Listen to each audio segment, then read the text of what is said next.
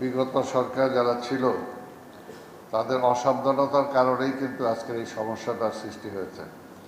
ঠিক তেমনিভাবে আমরা সিটি কর্পোরেশনও কিন্তু এই ধরনের অনেক কিছু ফেস করছি, যে মাঝখানে অনেক সময়টা তারা কাটিয়েছে ও সেই সময়ের রুটিন ওয়ার্কগুলো যদি তারা ঠিক মতো করতো তাহলে কিন্তু আজকের এই সরকার, নতুন সরকারের উপরে এই ধরনের চাপ পড়তো না।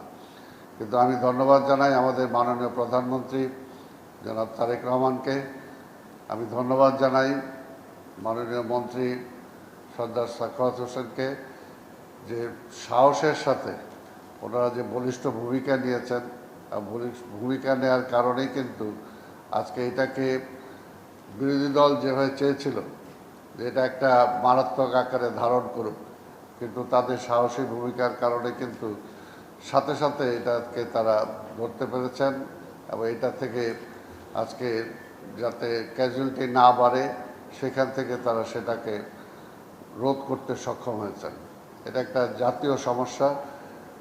আবার পাশাপাশি আপনারা জানেন যে আজকের এই সরকার ক্ষমতায় আসার পরে শুধু বাংলাদেশ নয়, সারা বিশ্বের যে অর্থনৈতিক যে একটা মন্দার দিকে যাচ্ছে, তার মধ্যেও আমাদের নেতা মাননীয় প্রধানমন্ত্রী জনাব তারেক রহমান বলিষ্ঠতার সাথে প্রত্যেকটা পদক্ষেপ গ্রহণ করছেন।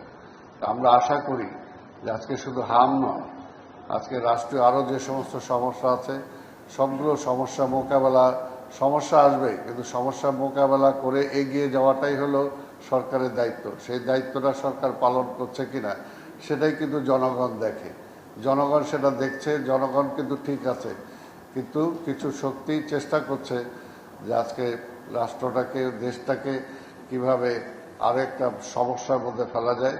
কিন্তু আমরা বিশ্বাস করি যে জনগণকে সাথে নিয়ে আজকে এই সরকার এগিয়ে যাচ্ছে। আগামীতেও যে কোনো সমস্যা আসবে আমরা সবাই মোকাবেলা করব।